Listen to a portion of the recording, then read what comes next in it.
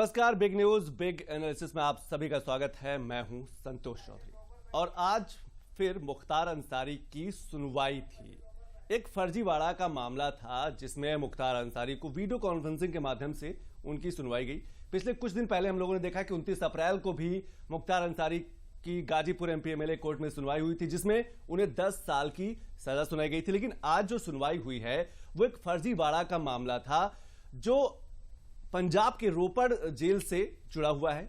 मामला यह था कि एक एम्बुलेंस होती है जो मऊ के एक अस्पताल, नामी ग्रामी अस्पताल की एक एम्बुलेंस होती है। उस एम्बुलेंस का नंबर 12 अंकी का होता है, लेकिन वो प्रयोग पंजाब में उसकी जो है उपलब्धता दिखाई जाती है। मुख्तार अंसारी को लाने ले जाने में उस एम्बुलेंस का प्रयोग किया जाता है और उस समय के जो एआरटीओ है वो एक शिकायत करते हैं और उसमें 13 लोगों को नामित किया जाता है और गैंगस्टर एक्ट के तहत उसी पर आज सुनवाई की गई है। यानी कि और अगर हम इनके बेटे की बात करें तो अब्बास अंसारी की भी कल सुनवाई हुई थी। चुनाव में आचार संहिता के उल्लंघन के मामले को लेकर सुनवाई हुई थी और उनका फैसला 6 मई को आएगा। अब बीएनबीए में यानी कि बिग न्यूज बिग एनालिसिस में आज हम विश्लेषण इस बात का करेंगे कि सिर्फ सरकार की तरफ से ही शिकंजा नहीं कसा जा रहा है। जिस तरीके से उत्तर प्रदेश की सरकार अपराधियों पर शिकंजा कस रही है, नकेल कस रही, उसी तरीके से अब यह देखा जा रहा है कि जो न्यायपालिका है, ऐसे जो जघन्य अपराधी हैं, जो संगठित अपराध करते हैं, जिनके ऊपर 50 से अधिक मुकदमे हैं, 100 से अधिक मुकदमे हैं और अलग अलग अपराधों की बात करें, चाहे हम हत्या की बात करें, चाहे हम रंगदारी की बात करें, जमीन पर कब्जा करने की बात करें, ऐसे जो बड़े अपराधी हैं उनके जो मामले हैं अब न्यायपालिका भी त्वरित उसमें सुनवाई कर रही है, सजा सुना रही है। और इसीलिए यह देखा गया कि अतीक अहमद के मामले में देखा गया था कि लगभग 42 साल के उसके आपराधिक इतिहास में पहली बार उसे सजा मिली थी। उसी तरह मुख्तार अंसारी के लगभग 32 से 35 साल के आपराधिक इतिहास की बात करें, क्राइम कुंडली की बात करें, तो उसमें पिछले 2 सालों में 8 बार से अधिक उन्हें सजा सुनाई जा चुकी है। तो कुल मिलाकर उत्तर प्रदेश की जो अब बदलती तस्वीर है वो अपराधियों के लिए तो कम से कम नहीं है, क्योंकि अपराध पर लगातार शिकंजा कसा जा रहा है। लेकिन एक ग्राफिक्स के माध्यम से समझने की कोशिश करते हैं कि जो कई ऐसे जो तेज तर्रार अधिकारी रहे हैं जिन्होंने मुख्तार अंसारी जैसे जो बड़े माफिया हुआ करते थे उन पे शिकंजा कसा है, लेकिन अब धीरे धीरे उस पर एक नजर हम डालते हैं। और सबसे बड़ी जो 2 तस्वीरें आपके सामने हैं, अतीक अहमद, समाजवादी पार्टी ने इनको पनपाया, फले फूले। मुख्तार अंसारी बसपा में कम से कम 5 बार ये विधायक रहे और बसपा में समय समय पर अलग अलग के परिवार के सदस्य भी सांसद रहे हैं, विधायक रहे हैं। एक तारीख आप देख लीजिए, 27 फरवरी 1996 की तारीख है। एक अधिकारी जिसने शिकंजा कस दिया था, लगभग ये मामला जो है वो वाराणसी का है। समय लगभग दोपहर के 12:30 बजे के आसपास के समय था और उस समय छात्र संघ के चुनाव, डिग्री कॉलेज के छात्र संघ के चुनाव चल रहे थे और उस समय मुख्तार अंसारी का, आप समझ सकते हैं कि 1996 के आसपास मुख्तार अंसारी का क्या दबदबा रहा होगा। वाराणसी की यह घटना है और उसी समय पुलिस को एक इनपुट मिलता है कि कुछ एक गाड़ी नंबर का इनपुट मिलता है और उसमें यह इनपुट मिलता है कि कुछ जो लोग हैं, अराजक तत्व हैं, जो चुनाव में यानी कि जो छात्र संघ का चुनाव चल रहा था उसमें कुछ गड़बड़ी कर सकते हैं, यह इनपुट था। और इसके लिए पुलिस ने एक पूरी चेकिंग अभियान चलाया। लेकिन उसी समय उसमें एक जीप आती है और उसमें लिखा रहता है बसपा जिला अध्यक्ष के नाम से, उसमें जो उसका शीशा होता है उस पर लगा रहता है और उसमें मुख्तार अंसारी होते हैं। और आते ही वो, क्योंकि 1996 का मामला था, तो आप समझ सकते हैं कि मुख्तार अंसारी को उस समय क्या दबदबा रहा होगा, क्या खौफ रहा होगा, क्या दहशत रहा होगा। और उन्होंने दिन दहाड़े पुलिस पर फायरिंग कर दी। एक एडिशनल एसपी उदय शंकर जायसवाल थे, उन पर हमला किया। उसमें मुठभेड़ में यह कहा जा सकता है कि मुख्तार अंसारी अपनी जान बचाकर किसी तरह भाग पाए हैं, क्योंकि उनकी जीप का पहिया भी दग गया था, उसमें भी पंचर हो गया था और किसी तरह वो अपनी जान बचाकर भाग पाए हैं। तो यह आप समझ सकते हैं कि किस तरह सियासत का संरक्षण रहा होगा कि दिन दहाड़े पुलिस पर फायरिंग करना, मुठभेड़ करना। आप उस अपराधी का हौसला समझ सकते हैं, आप यह समझ सकते हैं कि उस अपराधी के पीछे राजनीतिक संरक्षण कितना ज्यादा रहा होगा। जो उस समय की तत्कालीन सरकार या फिर उस समय के जो लोग हुआ करते रहे होंगे वो अपराधियों को कितना संरक्षण देते रहे होंगे। तो आज बीएनबीए में आज हम इसी बात का विश्लेषण करेंगे कि उत्तर प्रदेश की जो तस्वीर है, जो आपराधिक छवि और इमेज हुआ करती थी, वो अब बदल रही है। उत्तर प्रदेश अब तेजी से आगे बढ़ रहा है अर्थव्यवस्था के लिए, संभावनाओं के लिए, रोजगार के लिए और अलग अलग नई नई उम्मीदों के लिए। आज इस पर बात करने के हमारे साथ खास मेहमान जुड़े हैं, उनका हम परिचय कराते हैं। हमारे साथ उदय शंकर जायसवाल जी हैं, रिटायर्ड आईपीएस हैं। सर, आपका बहुत बहुत स्वागत। और सबसे पहला आपसे हम सवाल यही करेंगे कि 1996 की जो घटना थी वो क्या थी और कैसे पूरा ये मामला रहा है? नमस्कार जी। ये आपने जैसे बताया कि यूपी 61 89 नंबर, इस संदर्भ में जनवरी में ही 27 जनवरी 1996 को एक मैसेज डीआईजी साहब ने भेजा था, बनारस के डीआईजी ने, कि ये गाड़ी जो है ये संदिग्ध गतिविधियाँ इसकी हैं, इस पर नज़र रखी जाए, इसको चेक किया जाए। तो बनारस के जितने ये सब में चेक किया गया, लेकिन वो गाड़ी ट्रेस नहीं हुई। और वही गाड़ी जी ठीक एक महीने बाद 27 फरवरी 1996 को हमसे टकराई और वहाँ पर जो है गोलियाँ चली जी। और सवेरे सवेरे करीब जो है 11 बजे मैसेज आया कि इलेक्शन के चुनाव में जो छात्र संघ का इलेक्शन है उसमें कुछ आपराधिक गतिविधियां हो सकती हैं, गाड़ियां हैं, इनको चेक किया जाए। तो मैं तुरंत निकल गया और लंका जो चौकी है जी, वहाँ पर बस स्टैंड भी है और वहीं पर जेल भी है। सबसे मुफीद जगह था क्योंकि बनारस का रोड पड़ता है। तो वहाँ मैं बैठ गया। मेरी गाड़ी का जो है पहिया कुछ जो है हवा कम था, तो मैंने भेज दिया कि जाके हवा चेक कराओ जी। अगर ये मालूम होता कि इस तरह की घटनाएं होंगी तो मैं अपनी गाड़ी भी रखता। खैर उस समय करीब 5-6 गाड़ियों का काफिला वहाँ पर आया। तो उसको जो है हमारे इंस्पेक्टर थे रामनाथ जी, तो उनको मैंने कहा चेक करो। फोर्स भी थी हमारी और मैं खुद AK-47 लेके वहाँ पर मौजूद था।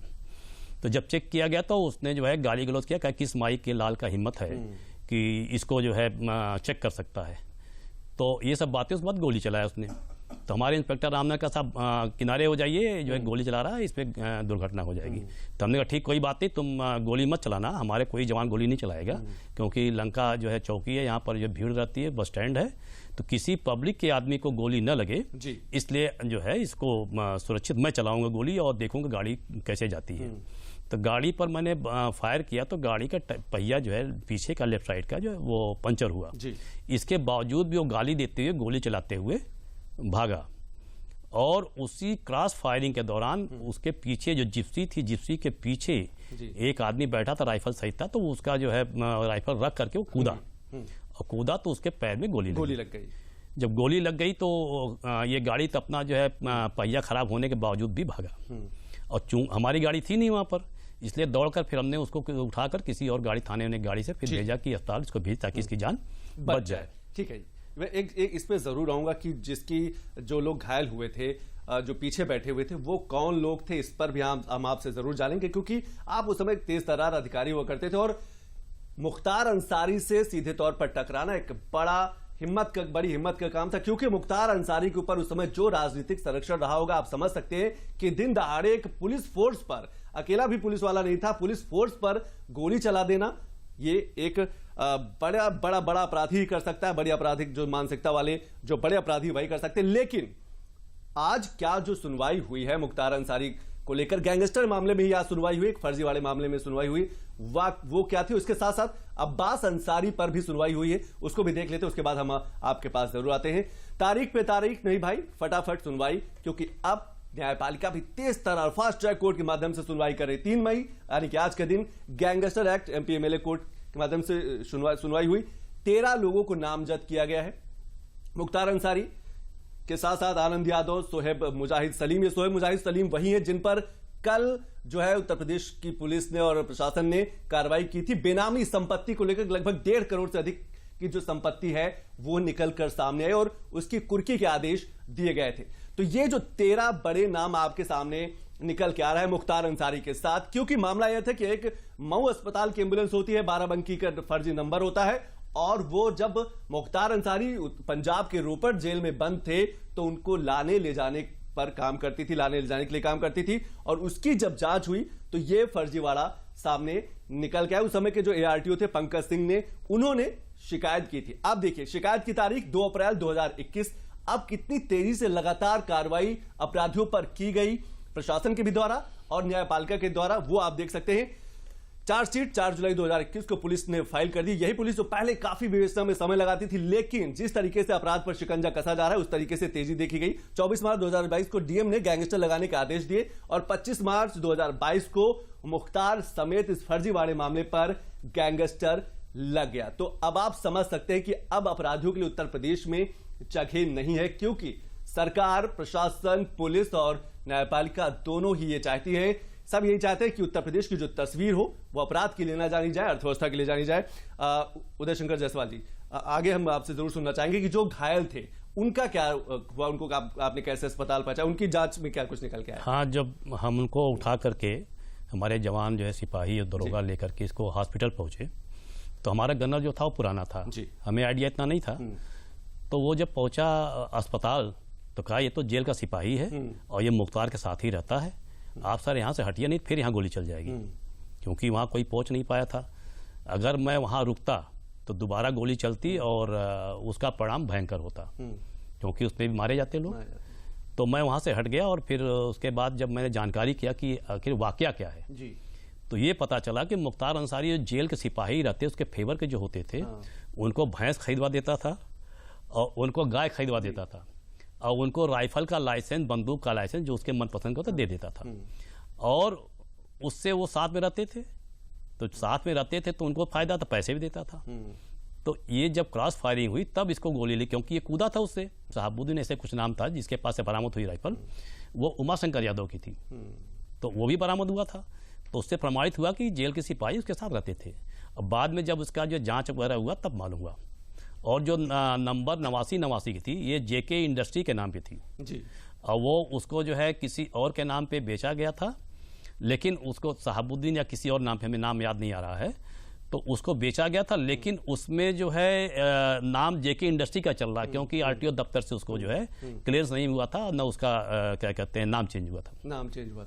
तो आप ये समझ सकते हैं कि जो जेल में जो पुलिस वाले थे या जेल के जो सुरक्षा कर्मी थे, वो 8 घंटे की ड्यूटी तो उस समय जेल की किया करते थे, यानी कि सरकारी किया करते थे, लेकिन उसके बाद की जो ड्यूटी उनकी होती थी वो मुख्तार अंसारी जैसे अपराधी जो है उनके सुरक्षा के लिए करते थे।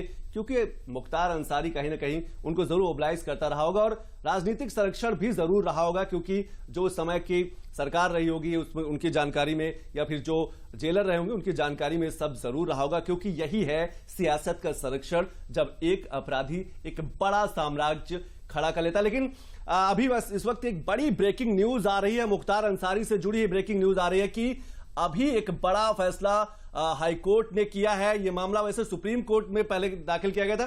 पूर्वांचल के माफिया डॉन मुख्तार अंसारी ने इलाहाबाद हाईकोर्ट से सुरक्षा की मांग की है। यह एक बड़ी खबर इस समय आ रही है कि जो सरगना थे, जो जिनके नाम से लोग दहशत में रहते थे, उन्होंने अपनी सुरक्षा की मांग की। मुख्तार अंसारी ने सुरक्षा की लगाई गुहार। कहीं ना कहीं ये अतीक अहमद और अशरफ जो हत्याकांड हुआ है उसके बाद कहा जा सकता है कि ये जो अपराधियों में एक डर, एक भय, एक दहशत है, वो साफ तौर पे देखा जा सकता है। हाईकोर्ट ने कहा कि जो मुख्तार अंसारी है उनको सुरक्षा दी जाए, तारीख पर पेशी और जेल बदले जाने के दौरान भी लोगों को दूर रखा जाए। बिल्कुल अतीक अहमद और अशरफ जो हत्याकांड हम सभी ने देखा कि पत्रकार की वेशभूषा में जो 3 गए थे अपराधी, उन्होंने उनकी हत्या की थी। तो एक बड़ी ब्रेकिंग न्यूज आ रही कि पूर्वांचल के माफिया डॉन मुख्तार अंसारी ने इलाहाबाद हाई कोर्ट से सुरक्षा की मांग की है। और मुख्तार अंसारी की जो पत्नी है अफशा अंसारी, इन्होंने इस मामले को सुप्रीम कोर्ट में उठाया था, लेकिन सुप्रीम कोर्ट ने हाई कोर्ट जाने को कहा था और हाई कोर्ट ने अभी इसी वक्त एक बड़ा फैसला दिया है कि मुख्तार अंसारी ने सुरक्षा की गुहार लगे, मुख्तार अंसारी की सुरक्षा को भी बढ़ावा दिया जाए। और कहा गया है कि लोगों को मुख्तार अंसारी से दूर रखा जाए। यहां तक कि यह भी हाईकोर्ट ने कहा है कि पत्रकार जो हैं उनको भी मुख्तार अंसारी से दूर रखा जाए। सर कैसे देखते हैं उदय शंकर जी, कैसे ये वही मुख्तार अंसारी है जो पूर्वांचल में माफिया, इनके कई जिले इनसे प्रभावित हुआ करते थे, और सिर्फ उत्तर प्रदेश नहीं, उत्तर प्रदेश के आसपास के जिले जो प्रदेश है वो भी प्रभावित हुआ करते थे, दहशत में लोग रहते थे, डर में रहते थे, आज खुद दहशत और डर में है। मैं 1986 से जी मुख्तार अंसारी के बारे में जानता हूं। इसने पहला मर्डर जो है 1986 में किया था और सच्चिदानंद राय की हत्या किया था, और थाने से करीब आधा या 1.25 किलोमीटर दूर रहा होगा जहां पर उसने हत्या किया था। उसके बाद हम लोगों ने इंट्रोगेट किया था, तो बाद में जो है ये मामला सीबीसीआईडी चला गया, लेकिन इसने कबूल किया था कि मैंने उसकी हत्या की थी। तो ये उस समय से ही आपराधिक प्रवृत्ति का था और दिन पर दिन इसकी जो आपराधिक गतिविधियां बढ़ती गई। अब आपको ताज्जुब होगा कि जब मैंने बयान दिया जाकर के कोर्ट में बयान देने के बाद इसने पूरी फाइल गायब करवा दी, पूरी की पूरी फाइल गायब करवा दी। और फिर उसके बाद जो है 6-7 महीने बाद फिर हमको दोबारा बुलाया गया कि आप फिर बयान दीजिए, फाइल गायब हो गई थी। तो उसमें जो रिकॉर्ड पर था, जो मेरा बयान था, बयान कापी जो मुलजिम पक्ष के वकील के पास होता, तो उस बयान की कॉपी पर जो है हमारे सामने रखा गया। तो मैंने उसको तस्दीक किया कि मैंने पढ़ा अपना बयान, और पढ़ा तो सही था, तो मैंने उसको तस्दीक किया क्योंकि मेरे साइन थे उस पर। लेकिन जब मैं पहुंचा हूं तो जो मुख्तार अंसारी चौंक गया कि जो है अरे आप साहब फिर आ गए। हमने क्यों भाई, मैं तो सरकारी कर्मचारी हूँ, मुझे ड्यूटी करनी है, तो मैं तो आऊँगा और जो सही चीज़ है वो बोलूँगा। उस समय मैं भी अपनी सुरक्षा व्यवस्था करके गया था, नहीं पता चलता कि जो है कि हमारा ही ऊपर खतरा हो जाता। तो ये सब चीज़ें थी, परिस्थितियाँ थी। और आपको मैं बता दूं कि उस समय संभवतः जब हमारा मुठभेड़ हुआ तो उस समय शायद मायावती शासन नहीं था।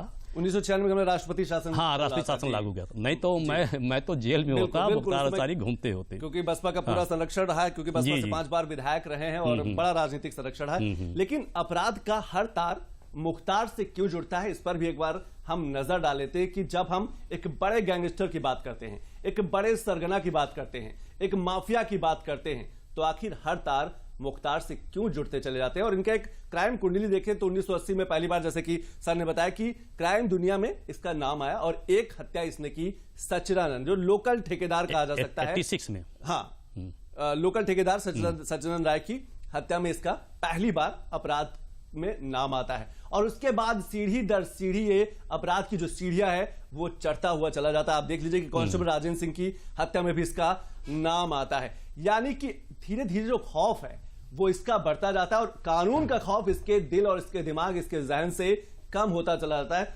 1990 के आसपास ब्रजेश सिंह गैंग से इसका सीधे तौर पर टकराव होता है, और टकराव जो है वो टेंडरिंग के लिए, चाहे कोयला के टेंडर की बात करें, पीडब्ल्यूडी के टेंडर की बात करें, या फिर दूसरे जो बड़े टेंडर हैं उनके टेंडरिंग के लिए इसका ब्रजेश सिंह से सीधे टकराव होता है। तो ये अपराध की जो क्राइम कुंडली है, आरोप यह भी कि 2 पुलिस वालों को गोली मारकर वो फरार हो गया था, क्योंकि जब पुलिस वालों ने गिरफ्तार किया और जब थाने ले जा रहे थे तो मुख्तार अंसारी ने यह ऐसा आरोप है कि गोली मार दी। सरकारी ठेके, शराब के ठेके, कोयला के काला कारोबार इसने शुरू किया, और धीरे धीरे अपराध का जो साम्राज्य है, और उस साम्राज्य से, उस अपराध से जो काली कमाई है वो इकट्ठा कर दी। 1996 में एएसपी उदय शंकर पर जानलेवा हमले में इनका नाम आया, जो उसके क्योंकि दिन दहाड़े इसने पुलिस पर फायरिंग की थी। 1996 में मुख्तार पहली बार एमएलए बना, और यहीं से सियासत की सीढ़ी, अभी तक अपराध की सीढ़ी चढ़ा था, लेकिन उसी अपराध की सीढ़ी के सहारे सियासत की सीढ़ी धीरे धीरे चढ़ने लगा, और 5 बार यह विधायक रहा, अपनी एक पार्टी भी बनाई, और लगभग सभी, कहा जा सकता है कि उस समय की जो बड़ी पार्टियां रही होंगी, सपा बसपा जैसी जो पार्टियां रही, इनके इसका रसूख था, इसके संबंध थे। व्यवसायी रुंगटा अपहरण के बाद मुख्तार क्राइम का एक बड़ा अपराधी बन गया, क्योंकि जो रुंगटा था एक बड़ा कोयला व्यापारी था, जाना माना एक उद्योगपति था, और उसका इसने अपहरण किया और हत्या की। उसी में 29 अप्रैल को 10 साल की इसको सजा सुनाई गई एमपी एमएलए कोर्ट गाजीपुर के द्वारा। 2002 के बाद मुख्तार अंसारी का जो कद है और बढ़ता जाएगा। अक्टूबर 2005 में मऊ जिले में दंगा भड़का, और मुख्तार पर इसका सीधे तौर पर आरोप लगे कि ये दंगा भड़काने का काम जो है मुख्तार ने किया। तो आप समझ सकते हैं कि हत्या की बात करें, रंगदारी की बात करें, जमीन पर कब्जा करने की बात करें, वसूली की बात करें, गरीब को डराने धमकाने, उसकी जमीन पर कब्जा करने की बात करें, उन सभी मामलों में मुख्तार का नाम साफ तौर पर सामने आता है। पिछले 18 साल से मुख्तार अंसारी जो है उत्तर प्रदेश की अलग अलग जेलों में, इसके साथ साथ पंजाब की भी जेल में बंद है, जो काफी बड़ा एक ड्रामा भी हुआ था। कृष्णानंद राय की हत्या में भी इसका नाम शामिल था। और तो कुल मिलाकर 61 से अधिक मुकदमे, अगर हम अंसारी पूरे परिवार की बात करें तो 100 से ज्यादा मुकदमे हैं। सर, एक चीज और मैं आपसे समझना चाहूंगा कि जिस तरीके से हमने देखा कि लगातार सुनवाइयां हो रही हैं, फास्ट ट्रैक कोर्ट के माध्यम से भी सुनवाई हो रही है और फैसला आ रहा है, क्या आपको लगता है कि न्यायपालिका भी रफ्तार तेजी के साथ काम कर रही है, ताकि जो ऐसे बड़े अपराधी हैं, जो संगठित अपराध करते हैं, उन पर शिकंजा कसा जा सके? देखिए, एक चीज मैं कहूंगा कि ये संगठित अपराधी हैं, और इनको रोकने के लिए संगठित ढंग से पुलिस काम करना, प्रशासन, जुडिशरी और मेडिकल, सबको इसमें लग करके काम करना चाहिए। और इनके जो जैसे ईडी भी है, उसका शिकंजा कसा जाए, आईबी का भी हो, ताकि इनकी नॉलेज हो कि क्या क्या है इनके। तो इनके जो संगठन है, जब इनका धन संपत्ति छिन जाएगा तो ये इनका जो ताकत खत्म हो जाएगा। मेन चीज तो इनका धन संपत्ति और इनके पास जो असलहे हैं वो छीन लिए जाए, तो उसका परिणाम जो है अच्छा होता है और सजा होने से फिर ये टूट जाते हैं। हर अपराधी जो गैंग में होता है वो मजबूत होता है, लेकिन जैसे ही वो अकेले होता है वो कमजोर हो जाता है। एक चीज और मैं संक्षिप्त में समझना चाहूंगा, कोई समय की बेहद कमी है। मुख्तार अंसारी के लगभग 36 साल का हम आपराधिक रिकॉर्ड की बात करें और पिछले 6 सालों की बात करें, कितना बड़ा बदलाव आप देखते हैं कि जिस तरीके से पिछले 6 सालों में उत्तर प्रदेश की एक छवि बदलने की कोशिश की, वो लगभग बदली भी जा रही है, अपराधियों पर शिकंजा कसा जा रहा है। लास्ट कमेंट, समय की बेहद कमी। हाँ, देखिए ऐसा है कि जो है जब से माननीय मुख्यमंत्री जी योगी की सरकार आई है जी, उन्होंने पहले कह दिया था कि हम जो है जो बदमाश प्रकृति के लोग हैं उन पर हम नजर रखेंगे और भय मुक्त समाज हम देंगे। तो आप ये समझिए कि मेरा तो मानना है कि ईश्वरीय शक्तियां हैं जो वर्क कर रही हैं। जैसे केंद्र में माननीय जो है मोदी जी हैं और स्टेट में जो है योगी जी हैं जी, तो इन लोगों किसी से लेना देना तो है नहीं, न उनको घर बनाना है न परिवार पालना है, कुछ नहीं पालना, तो डर भय जो है उनको नहीं है इस बात का कि जो है कि हम मुख्यमंत्री रहें या प्रधानमंत्री रहें, उसका डर नहीं है। तो उसका बहुत बड़ा असर है और उसका परिणाम ये हुआ कि जनता भी उनके साथ है और जनता खुश है। पहले जनता दबी रहती थी, बोल नहीं पाती थी, कह नहीं पाती थी, कराहती थी। आज वो स्थितियां नहीं हैं। आज हर आदमी अपनी बात को मुख्यमंत्री तक पहुंचा सकता है और अपनी बातों को रख सकता है। ये जो माफिया है उनके कमर टूट रहे हैं, इनकी प्रॉपर्टी ध्वस्त हो रही है, इनके असलहे पकड़े जा रहे हैं, इनके मोबाइल पकड़े जा रहे हैं। अभी आज ही एक सूचना आई है कि जो लोग जो है फेक आईडी पर मोबाइल लेंगे या देंगे उन पर करीब जो है 5 लाख या 10 लाख का जुर्माना किया गया। तो ये बहुत अच्छी बात है, इसका बहुत व्यापक असर पड़ेगा। बिल्कुल सही करें कि लगातार कार्रवाई की जा रही है और मकसद यही है कि उत्तर प्रदेश की जो तस्वीर है वो बदल जाए। हमने अभी एक बड़ी खबर देखी, ब्रेकिंग न्यूज में देखी कि जो मुख्तार अंसारी हैं वो सुरक्षा की मांग कर रहे हैं, उनको जेल के अंदर रहते हुए वो डर समा रहा है, दहशत में है, क्योंकि अगर कहा जा सकता है कि पहले ये लोगों की जमीन पे कब्जा करते थे, सरकारी जमीन पर कब्जा करते थे, लोगों की जमीन पर कब्जा करते थे, आज मिट्टी में मिलने से जो डर है, जो दहशत है, जो खौफ है, वो साफ तौर पर देखा जा सकता है। और इसीलिए हाईकोर्ट ने भी कहा है कि इनकी सुरक्षा को बढ़ावा दिया जाए, पत्रकार या फिर जो दूसरे लोग हैं इनके आसपास तक ना पहुंच सके। उदय शंकर जी, आपने समय निकाला, इसके लिए बहुत बहुत शुक्रिया। तो बिग न्यूज, बिग बहुत धन्यवाद आपको, बड़ी खबर पर इसका विश्लेषण किया। कल फिर इसी समय किसी दूसरे विषय के साथ आपके सामने पेश होंगे, तब तक के लिए नमस्कार। Thank you very much.